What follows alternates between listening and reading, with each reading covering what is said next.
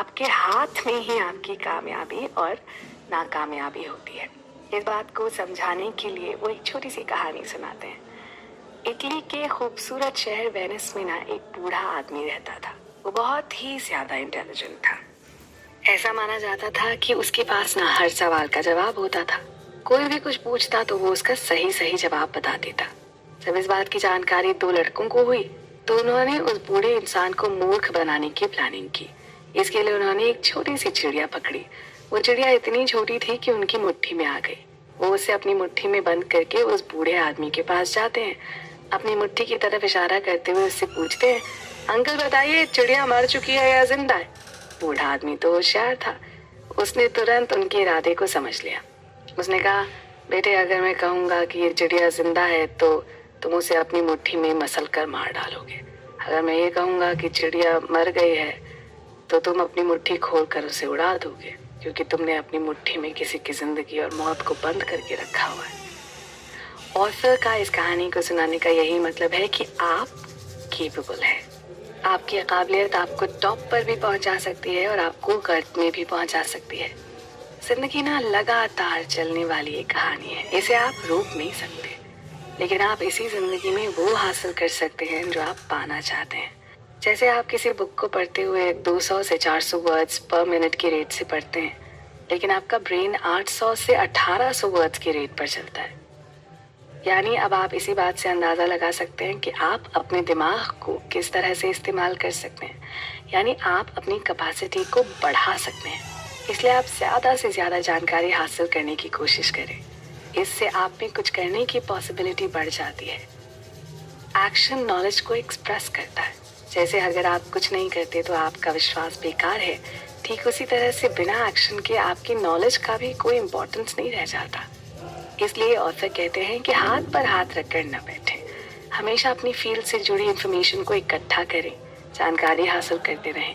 आपको आगे का रास्ता तभी समझ में आएगा जब आप बाहर निकलेंगे, लोगों से मिलेंगे और जानकारी हासिल करेंगे। आपको बहुत चीज़ों का पता चलेगा। आपको जल्दी ही ये भी पता चल जाएगा कि आपको क्या करना है, आपको किस काम को करने में मज़ा आता है। फिर आप उसी फील्ड से जुड़े लोगों से मिलने लगेंगे, उससे जुड़ी जानकारी को हासिल करने लगेंगे। क्योंकि कामयाबी कोई डेस्टिनेशन नहीं है ना, ये एक जर्नी है। ये वो डायरेक्शन है जिस तरफ आपको जाना है। ज़्यादातर लोग इस बात का इंतज़ार करते रहते हैं कि वो किसी काम की शुरुआत तभी करेंगे जब बाकी सारी चीज़ें सही हो जाएंगी। सब कुछ सही अपने आप नहीं होगा, आपको उसे सही करना होगा। इसीलिए आपको दूसरों से अलग हटकर सोचना होगा। ऑथर का इस किताब को लिखने का मकसद भी यही है कि जब तक आप खुद को अलग करके नहीं देखेंगे, तब तक आप दूसरों से अलग कुछ नहीं कर सकते। आप ऐसे बहुत सारे लोगों को जानते होंगे जो सिर्फ हाथ पर हाथ रखे हुए बैठे रहते हैं, प्लानिंग करते हुए अपना समय बर्बाद करते रहते हैं। जैसे कुछ हाउसवाइफ कहती हैं कि बच्चे स्कूल चले जाएं तो खाली टाइम मिलेगा, तब वो कुछ करेंगी।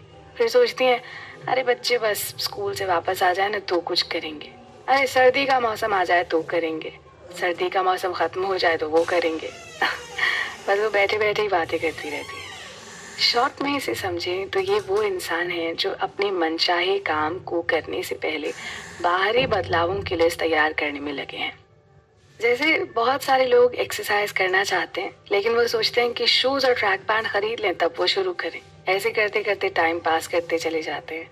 कुछ लोग ये सोचते हैं कि कोई पार्ट टाइम कोर्स करेंगे जिससे वो टेक्निकली साउंड हो जाएं, लेकिन वो अपने मौजूदा काम में इस तरह से बिजी हैं कि वो सिर्फ सोचते ही रहते हैं। यानी वो अपना आधा मन ही बना पाते हैं। और फिर कहते हैं, आधा मन बनाने वाले और बस स्टार्ट करने वाले लोग हमेशा यही सोचते रहते हैं कि सब कुछ ठीक हो जाए तब वो शुरू करेंगे। आपको किसी चीज को शुरू करना है ना, तो शुरू कर दें बस, बाकी सारी चीजें अपने आप सही होती चली जाएंगी। आपको ऐसे भी बहुत से लोग मिलेंगे या मिले होंगे जो ये कहेंगे कि कामयाब होने के लिए आपको थोड़े तिकड़म का सहारा लेना पड़ेगा, क्रूर और बेईमान बनना पड़ेगा। ऑथर ना इन सभी चीजों को खारिज करते हुए कहते हैं कि आपको ऐसी किसी भी चीज को करने की कोई जरूरत नहीं है। किसी को भी गलत काम करने की जरूरत नहीं है। आप ईमानदारी से कामयाब हो सकते हैं। दुनिया में ऐसी कामयाबी ही टिकाऊ होती है। आप अपनी जिंदगी में जो चाहते हैं वो पा सकते हैं। साथ ही आपको अपने साथ चलने वालों का भी ख्याल रखना चाहिए, क्योंकि आपकी कामयाबी में ना कई लोगों का हाथ होता है। जैसे आप दूसरे लोगों से कुछ पाना चाहते हैं, ठीक वैसे आपको भी उनकी चाहत का ख्याल रखना चाहिए। आपको कामयाबी मिलती चली जाएगी। तो आइए इसी के साथ बढ़ते हैं अपने अगले चैप्टर की ओर, जिसमें हम जानेंगे अगर हम शॉर्टकट अपनाते हैं तो क्या होता है। शॉर्टकट अपनाने वाले गौर से सुने। और तो कहते हैं कि कुछ लोग इस इंफीरियोरिटी कॉम्प्लेक्स में रहते हैं कि वो दूसरों की तरह नहीं दिखते या दूसरों की तरह काबिल नहीं है, इसलिए वो उस काम को नहीं कर सकते। इसी वजह से वो अपने अंदर की असली काबिलियत को पहचान नहीं पाते। हर इंसान के अंदर वो क्वालिटी होती है जो उसे काबिल बना सकती है। इसके लिए ऑथर एक गुब्बारे वाले की कहानी सुनाते हैं। बहुत समय पहले की बात है। न्यूयॉर्क सिटी में एक गुब्बारे वाला गुब्बारे बेचता था। जब उसके पास कस्टमर आना बंद हो जाते थे तो एक गुब्बारे को वो हवा में छोड़ देता था। उस उड़ते हुए गुब्बारे को देखकर लोग हिप्नोटाइज होकर उसके पास आ जाते थे। जब उसका बिजनेस फिर डाउन होता तो वो फिर से गुब्बारा हवा में छोड़ देता। ऐसे ही वो रेड, येलो, व्हाइट कलर के गुब्बारे छोड़ता चला गया। तभी उसके पास एक नीग्रो बच्चा आता है। वो बच्चा उससे सवाल करता है, अंकल अगर आप ब्लैक कलर का बलून ऊपर छोड़ेंगे तो क्या वो भी उतनी ही ऊपर जाएगा जितना रेड, येलो और व्हाइट कलर के गए हैं? वो गुब्बारे वाला उस बच्चे के अंदर की फीलिंग को समझ जाता है। वो उससे कहता है कि मेरे प्यारे बच्चे, बिल्कुल जाएगा, क्योंकि गुब्बारे का कलर से मतलब नहीं होता। गुब्बारे के अंदर जो चीज भरी है, गुब्बारा उसी वजह से ऊपर जाता है। इसलिए आपको अपने अंदर की चीज को पहचानना होगा, वही आपको टॉप पर ले जाएगी। और हर इंसान के अंदर वो चीज होती है। कभी कभी कुछ लोग अपने टैलेंट को पहचान नहीं पाते और वो चीज करने लगते हैं जो उनको नहीं करनी चाहिए। कभी कभी कुछ लोग अपने टैलेंट को पहचान नहीं पाते और वो चीज करने लगते हैं जो उनको नहीं करनी चाहिए।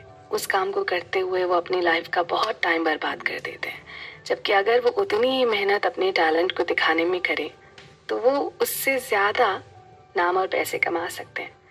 और फिर एक और छोटी सी कहानी सुनाते हैं। ये कहानी करीब 1887 की है। 55 साल का एक नाइस लुकिंग जेंटलमैन शलजम खरीदने एक शॉप पर जाता है। उसको उस शॉप पर बैठ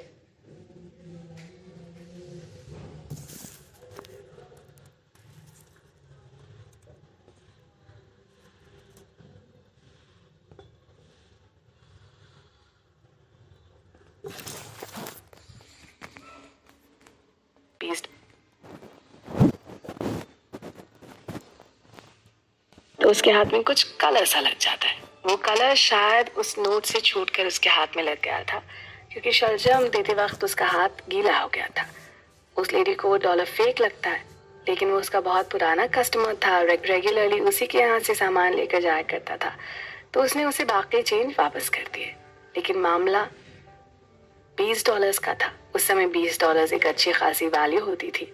तो वो इसकी कंप्लेंट पुलिस में करती है।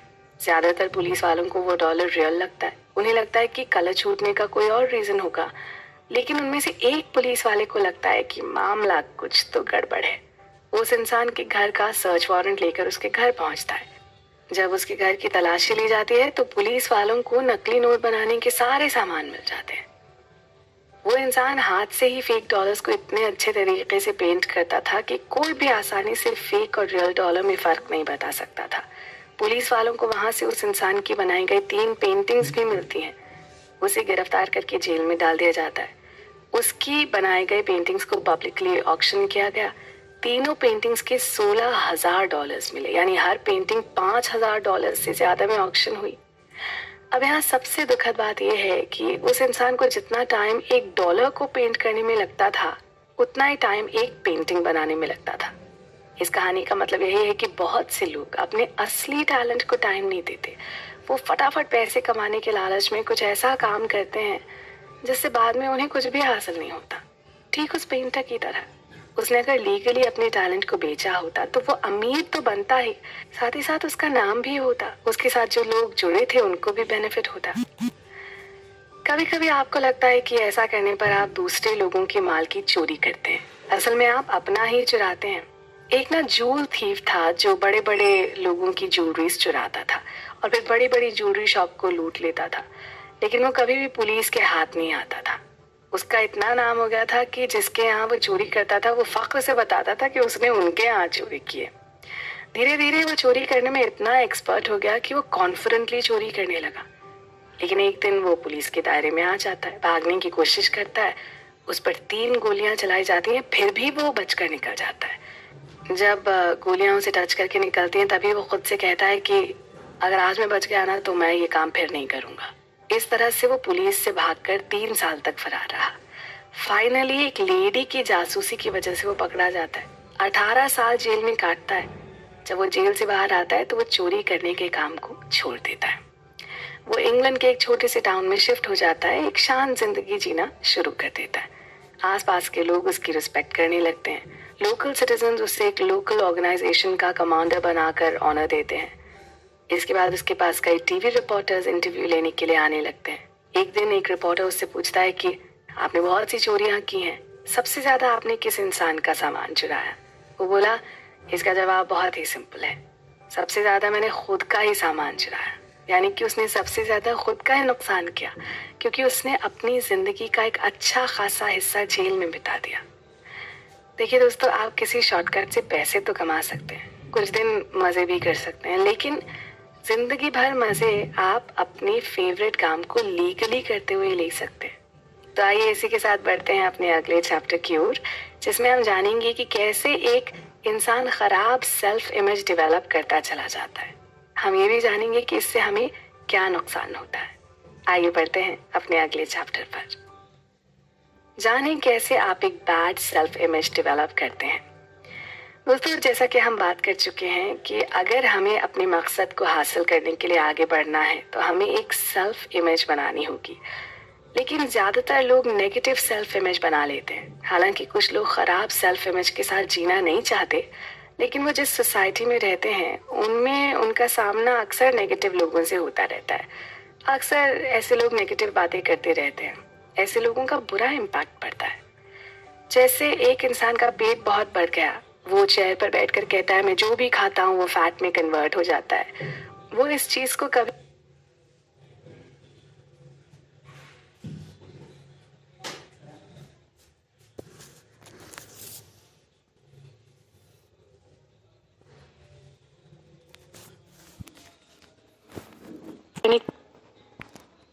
के अलावा एक हाउसवाइफ जो अक्सर घर के काम से जी चुराती है, जब वो सुबह उठती है और अपना बिखरा सामान देखती है तो कहती है कि ये गंदगी मुझसे क्लीन नहीं हो पाएगी। जैसे मजदूर काम पर जाता है, लेकिन वो अक्सर यही कहता है कि ये काम आज नहीं हो पाएगा। जब बच्चा स्कूल से घर वापस आता है तो अपनी मम्मी से कहता है, मॉम मुझे डर है कि मैं अरिथमेटिक के एग्जाम में पास नहीं हो पाऊंगा। एक मदर अपने बच्चे को स्कूल भेजते वक्त उसे अलर्ट करती है, देखो ठोकर खाकर आज गिर मत जाना। अक्सर आप किसी इंसान से पूछते हैं आप कैसे हैं, तो उसका यही जवाब होता है बहुत अच्छा नहीं है, ठीक है चल रहा है, जिंदगी में कुछ भी एक्साइटिंग नहीं हो रहा है। यानी ज्यादातर लोग ना ऐसी ही बातें करते हैं जिससे आपको कोई पॉजिटिव फीलिंग नहीं आएगी। और फिर इस तरह की नेगेटिव सेल्फ इमेज बनाने में प्रीचर और धर्म गुरुओं का बहुत बड़ा हाथ मानते हैं।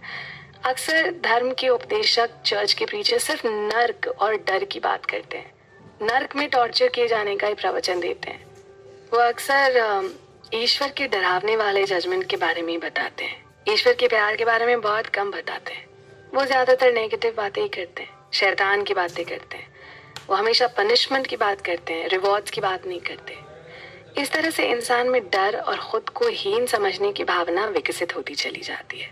इंफीरियर सेल्फ इमेज डेवलप करने का एक कारण और है, जब आप अपने टैलेंट से कहीं ज्यादा इस बात पर विश्वास करते हैं कि ये आपसे नहीं हो पाएगा, तो आप एक इंफीरियर सेल्फ इमेज डेवलप करना शुरू कर देते हैं। आपके साथ जो और जोशीले लोग होते हैं, आप उन्हें भी डिस्करेज करते हैं। बचपन से ही हमें गलत चीजों या फिर नेगेटिव एग्जाम्पल्स देकर समझाने की कोशिश की जाती है। जैसे किसी बच्चे से कोई चीज गिर जाती है तो उसके पेरेंट्स सीधे उस पर चिल्ला देते हैं, डांटना शुरू कर देते हैं, तुम्हारे जैसा लड़का मैंने पूरे मोहल्ले में नहीं देखा, हमेशा कोई ना कोई चीज गिराता तोड़ता रहता है। यहीं से उसके दिमाग से बेकार है, हमेशा उससे चीजें गिरती रहती है, उसके पेरेंट्स उससे खुश नहीं रहते। ऐसे बहुत से कारण हैं जिससे आप अपने अंदर एक खराब सेल्फ इमेज डेवलप कर लेते हैं। फिर वो बच्चा जब बड़ा होता है तो उसमें इंफीरियोरिटी कॉम्प्लेक्स तब भी बना रहता है। अगर उसको नेगेटिव लाइफ पार्टनर मिल गया तो ये इंफीरियोरिटी कॉम्प्लेक्स और पोषण पाता चला जाता है। फिर धीरे धीरे वो अपनी ज़िंदगी को नर्क बनाना शुरू कर देता है। उसके पास जो भी चीज़ें होंगी उससे वो खुश नहीं महसूस करेगा। हमेशा उसे लगेगा कि वो बाकी लोगों से अच्छा नहीं कर पा रहा है। इस तरह से ख़राब सेल्फ इमेज और ख़राब होती चली जाती है जब आप उसे बार बार ख़राब मानकर पोषित करते हैं। अगर कोई रिप्यूटेड इंसान जैसे teacher, parents, boss, well educated person इसी बात को बार बार कहता है कि तुमसे नहीं हो पाएगा, तुम अच्छा नहीं कर पा रहे हो, तुम सबसे ख़राब हो, तो इसका असर और ज़्यादा पड़ता है। आप किसी के अंदर के इंफीरियरिटी कॉम्प्लेक्स को निकालने में उसकी मदद कर सकते हैं। आप अपने अंदर के भी इंफीरियरिटी कॉम्प्लेक्स को निकाल सकते हैं। जिस तरह से आपके अंदर ये कॉम्प्लेक्स डेवलप हुआ है उसी तरह से आप इसे अपने अंदर से बाहर भी निकाल सकते हैं।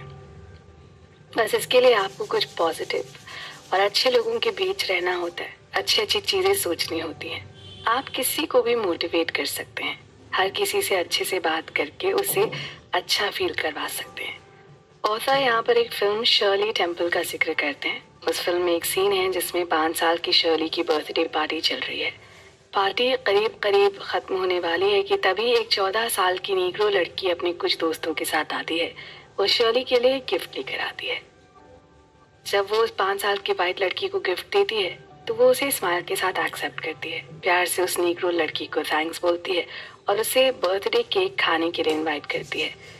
उसके इस तरह से ट्रीट करने पर उस नीग्रो लड़की की आंखों में आंसू आ जाते हैं। यानी उस वाइट लड़की का बिहेवियर उसकी एक्सपेक्टेशन से बहुत ज़्यादा अच्छा था। हालांकि अब अमेरिका में इस तरह का डिस्क्रिमिनेशन करीब करीब ख़त्म होता जा रहा है। इंफीरियरिटी कॉम्प्लेक्स की वजह से ही नीग्रो लोगों ने पहले तरक्की नहीं की, लेकिन जब उन्होंने अपनी सेल्फ इमेज में चेंज लाना शुरू किया तो वो हर फील्ड में नाम कमाने लगे। उन्हें समझ में आने लगा कि वाइट और ब्लैक में कोई फ़र्क नहीं होता। एजुकेशन, प्यार हर कोई पा सकता है, इसका स्किन कलर से कोई भी रिलेशन नहीं है। ऑथर यहाँ पर एक great Olympic sprinter Jesse Owens की एक बात का जिक्र करते हैं। ओवेंस ने कहा था कि ब्लैक और वाइट खूबसूरत नहीं होते, ये तो सिर्फ स्किन कलर्स हैं, और जब तक कोई भी चीज़ स्किन कलर से ऊपर नहीं उठती वो खूबसूरत नहीं बनती। तो आइए इसी खूबसूरत सी बात के साथ आगे बढ़ते हैं अपने अगले चैप्टर की ओर। मैं हूं पल्लवी भारती, आप मेरे साथ यूं ही बने रहें और सुनते रहें सी यू एट द टॉप की Hindi audio book summary. Author कर सकते हैं तो आप भी कर सकते हैं। दोस्तों, ऑथर कहते हैं कि इस धरती पर ना कोई भी इंसान आपकी परमिशन के बिना आपको छोटा या इनसिग्निफिकेंट फील नहीं करवा सकता। अगर आप उसे मौका देंगे ना तभी वो आपको अंडर एस्टिमेट कर सकता है। इसलिए आप जैसे हैं वैसे ही खुद को एक्सेप्ट करें। जब आप अपनी हकीकत को जान लेते हैं तब आप खुद को एक ऐसे इंसान के रूप में देखने लगेंगे जो अपनी जिंदगी में अच्छी चीजों को पाने के काबिल है। आप सारी लिमिटेशंस की बाउंड्रीज को तोड़ देते हैं। आप उस इंसान में बदल जाते हैं जो कुछ भी हासिल कर सकता है। ऑथर जिक खुद अपने बारे में बताते हुए कहते हैं कि वो ऐसे लोगों के बीच रहते थे जिन्होंने उनके अंदर फियर, फेलियर और फ्रस्ट्रेशन भर दिया था। जब वो छोटे थे तो उनके फादर की हार्ट अटैक से मौत हो गई थी। वो 5 भाई बहन थे, सभी इतने छोटे थे कि कोई भी कमा नहीं सकता था, लेकिन उनकी मदर हिम्मती थी। वो एक डिवोटेड क्रिश्चियन वुमन थी। उन्होंने बुरे हालात में भी उन लोगों को हमेशा सेल्फलेस प्यार दिया। उनकी मदर ने उन लोगों को हमेशा यही समझाया कि अगर आप ईश्वर पर विश्वास रखते हैं, हार्ड वर्क करते हैं और पूरी कोशिश करते हैं तो सब कुछ ठीक हो जाएगा। बुरे से बुरे हालात सुधर सकते हैं। ऑथर बताते हैं कि उनकी मदर ज़्यादा पढ़ी लिखी नहीं थी, सिर्फ 5वीं पास थी, लेकिन वो जिंदगी की यूनिवर्सिटी में कंपैशन और प्यार करने में ग्रेजुएट थी। उनकी माँ भी इतनी बूढ़ी हो गई थी कि वो कोई काम करके पैसे नहीं कमा सकती थी। वो बैंक से काफ़ी कर्ज ले चुकी थी और इतनी ज़्यादा मुसीबत आने के बाद भी उन्होंने अपने ईश्वर के प्रति अपने विश्वास और सच्चाई को नहीं छोड़ा। उनकी मदर के लिए हर चीज़ या तो डार्क होती थी या फिर फेयर होती थी। वो अक्सर उन लोगों को यही समझाती थी कि कोई भी अंडा थोड़ा फ्रेश नहीं होता, या तो वो फ्रेश होता है या फिर वो ख़राब होता है। साथ ही उन्होंने उनको ये भी सिखाया कि बोलने से ज़्यादा करने पर विश्वास करो। फिर जब जिक कुछ बड़े हुए तो उन्होंने ग्रोसरी स्टोर में काम करना शुरू कर दिया। वो ग्रोसरी स्टोर में हर शनिवार को सुबह 7:30 बजे से रात 11 बजे तक काम किया करते थे, जिसके एवज में उन्हें करीब 75 सेंट्स मिलते थे। लेकिन कुछ दिनों बाद ही उन्हें एक सैंडविच शॉप पर जॉब का ऑफर हुआ। वहाँ उनको ग्रोसरी स्टोर से कम घंटे काम करने थे और उन्हें डेली $1.15 मिलते, यानी उनकी इनकम में डेली 40 सेंट्स की बढ़ोतरी हो गई। हालांकि 1939 में एक छोटे रूरल टाउन के लड़के के लिए ये एक बहुत बड़ी रकम थी। उन्होंने वो जॉब ज्वाइन कर ली, लेकिन जब इसके बारे में उनकी मदर को पता चला तो वो जिग से थोड़ा नाराज हो गई, क्योंकि ग्रोसरी स्टोर का ओनर एक डिवोटेड क्रिश्चियन पॉजिटिव थिंकिंग वाला इंसान था। पैसे भले ही कम थे, लेकिन वहां पर उनको काफी कुछ सीखने को मिलता और सिक्योरिटी भी थी, क्योंकि उनकी मदर ने ये बात सुनी थी कि उस सैंडविच शॉप पर बियर भी बेची जाती है। इस तरह से उन्होंने अपनी मदर की बात मानी। फिर से उन्होंने उस ग्रोसरी स्टोर पर काम करना शुरू कर दिया। ऑथर बताते हैं कि उन्होंने 7 स्टैंडर्ड से लेकर 11 स्टैंडर्ड तक उस स्टोर में काम किया। उन्होंने उस स्टोर में झाड़ू लगाने से काम शुरू किया था। बाद में वो यूएस नेवी में चले गए। फिर जब युद्ध खत्म हो गया तो वो फिर से अपने टाउन लौट आए। उन्होंने जॉब सर्च करना शुरू किया। एक दिन उन्होंने पेपर में सेल्समैन की एक जॉब का ऐड देखा। उन्होंने जॉब के लिए अप्लाई किया। पेमेंट भी अच्छी थी। इंटरव्यू के बाद उन्हें लगा कि अब तो वो जॉब पक्की हो गई। पर जब काफी दिन बीत गए तो उन्होंने कंपनी को एक लेटर लिखा, ये पूछने के लिए कि वो कब से ज्वाइन कर सकते हैं। उधर से जवाब आया कि हमें नहीं लगता कि आप सेल्स कर पाएंगे।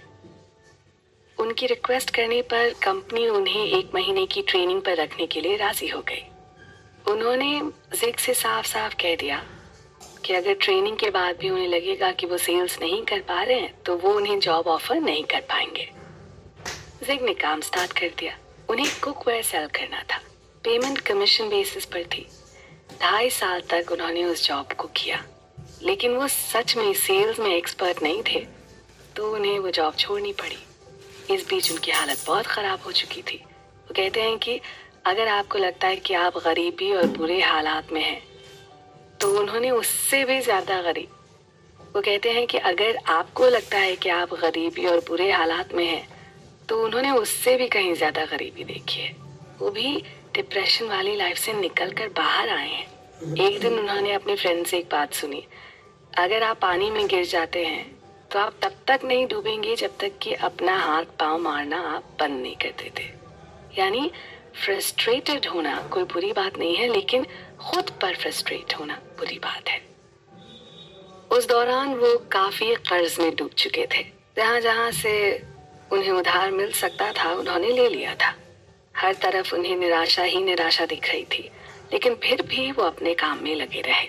और फिर आगे कहते हैं कि सेल्स में 2.5 साल देने के बाद उनकी लाइफ काफी बदल चुकी थी। उन्हें महसूस हो रहा था कि उन्होंने पैसे तो नहीं कमाए, लेकिन सीखा बहुत था। इस दौरान उन्होंने डॉक्टर पील की किताब पावर ऑफ पॉजिटिव थिंकिंग पढ़ी। उससे वो काफी मोटिवेट हुए। इसीलिए तो ऑथर आपसे भी यही कहना चाहते हैं कि अच्छे लोगों और अच्छी किताबों को हमेशा खोजते रहें।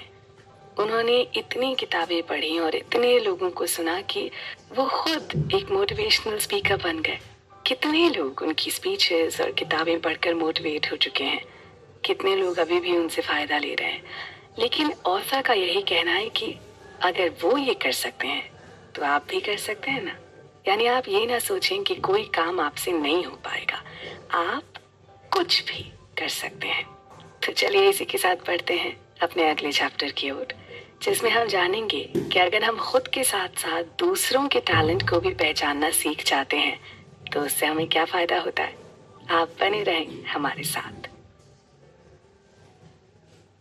खुद के साथ साथ दूसरों के टैलेंट को भी पहचानना सीखें। जैसा कि दोस्तों हम पहले ही बात कर चुके हैं कि हमें अपनी काबिलियत को पहचानना आना चाहिए। अब ऑथर कहते हैं कि आपको दूसरों की काबिलियत को भी पहचानना आना चाहिए, क्योंकि कभी कभी कुछ लोगों में वो टैलेंट छुपा होता है जो दूसरे देख सकते हैं, लेकिन वो ना खुद नहीं देख सकता। जब आप अपनी पोटेंशियल को समझने लगते हैं तो वो कामयाबी की दिशा में आपका पहला स्टेप होता है। जब आप दूसरे की पोटेंशियल को पहचानने लगते हैं तो वो दूसरा स्टेप होता है। लेकिन आप दूसरे के टैलेंट को तभी पहचान पाएंगे जब आप खुद के टैलेंट को पहचानना सीख जाएंगे, क्योंकि कभी कभी कुछ लोग अपने अंदर के टैलेंट को तब जान पाते हैं जब कोई दूसरा उसके बारे में बताता है। न्यूयॉर्क का एक बिजनेसमैन एक भिखारी के टोकरे में $1 डालता है। वो इतनी